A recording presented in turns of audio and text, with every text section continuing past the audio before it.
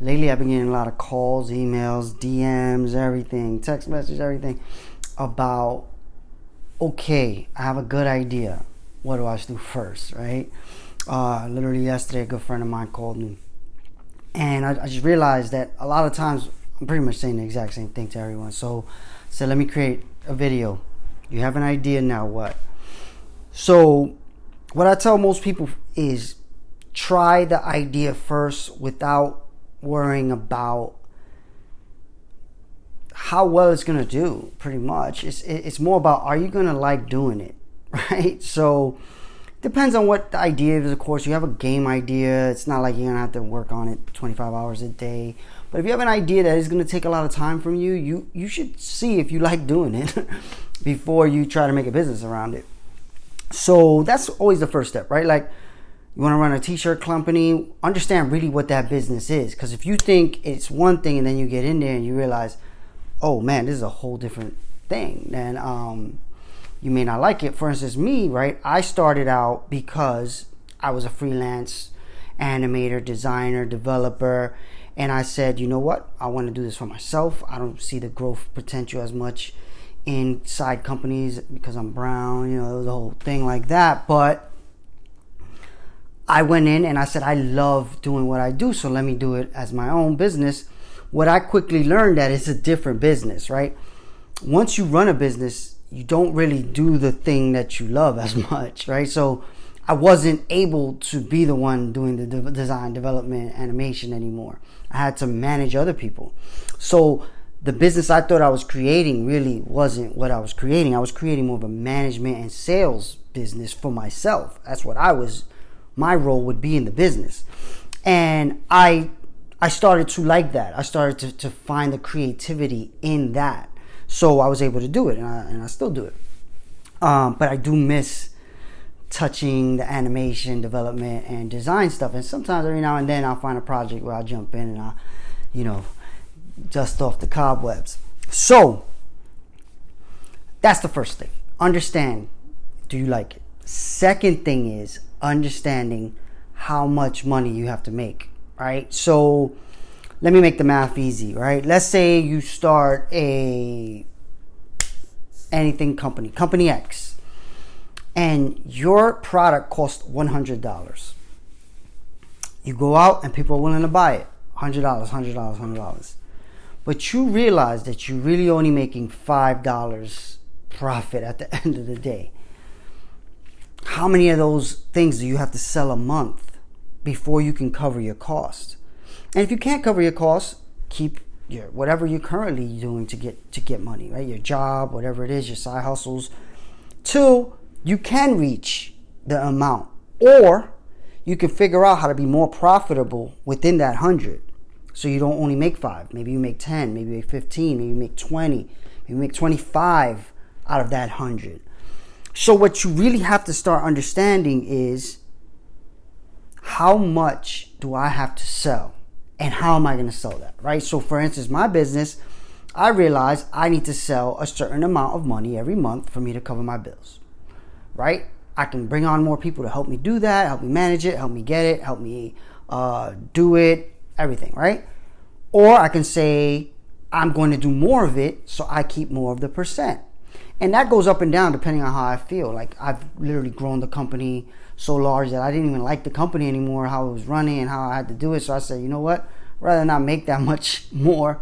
It wasn't worth the more money for the stress. So, that's a major part of business, right? Like, how much stress you can handle and how much you can take on. And of course, you get better at it over time. I'm 10 years in, so I can pretty much deal with anything. But in the beginning, you want to limit your stress. So these are the things you want to make sure you understand. Do you like it? How much do you really have to sell? How much does it cost you? How much do you make? And how much do you have to sell? And how are you going to sell that, right? And then at the end is, what's your pretty much exit strategy, right? At the end of the day, now there's all this talk about exiting. So it's called exit strategy because it means, how are you going to leave the business? I was speaking at a conference in San Diego a few months ago, and I got to sit in on this like $10,000 an hour consultant He gave like a special room session, and because I was one of the speakers, I got to sit into it. And one of the things he said was, what would you do differently in your current business if you knew you could never retire? Like never, you were going to work it till you die. How would you change the business? And I have thought about that question every day since I heard it, because that is what I want to do. I'm never retiring. I don't care. I'm going to be 99.999 and still like, oh, that's a good idea. Let's go for it. So, I really wasn't running my business that way. I wasn't thinking about exiting. I wasn't thinking about things like that. But I definitely thought retirement in a certain amount of time.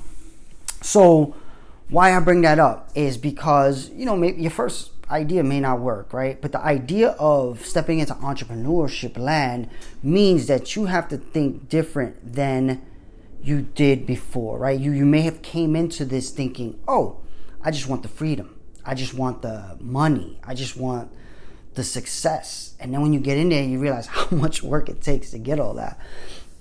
Are you going to want to keep doing it? And then at what point do you want to leave it, right? And what I believe, especially after hearing that and thinking about it, is if you come at it thinking you're never leaving it, it becomes easier. It just does, right? Because at the end of the day, when you're in the worst times of it, and you're like, hey, there's just a downtime, there'll be up times.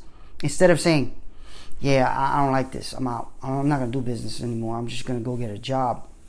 I think you'll last longer in the business, right? And you'll be able to deal with more. But the key is, are you going to like it? Like, so for instance, where I am right now with my business, I've changed the model. I'm 10 years in, and I'm saying, okay, what did I like during those 10 years? What I didn't like during those 10 years? And what did I do wrong in those 10 years? And now I'm crafting a new plan based on all that. But I had to go through those 10 years to be able to do this, right? So in the beginning, figure out, do you like it? Because you're going to have to spend at least, like I was once told, it takes 10 years before you even understand how to run a business. So if you came into this business, you said, all right, I'm going to have to do this for 10 years. Would I enjoy it? That's your first step. Then, okay, how much do I have to sell every year to be able to pay my bills? And how am I going to do that? Is it realistic? What if you realize you got to sell $10 million a year just to make $100,000? Is that something you can do? Maybe. Of course, anything can be done. Anything's possible, but maybe it's not as possible if the way you were thinking of selling is going around and talking to people. It's really tough to sell something that costs $100 that many times. So, at the end here, what I'm thinking is, if you have an idea, understand how much it's going to cost you to do it. Are you going to like it? And what is your exit strategy? If you think of those things, then you'll come to the table with a great idea, more ready to make that idea a reality.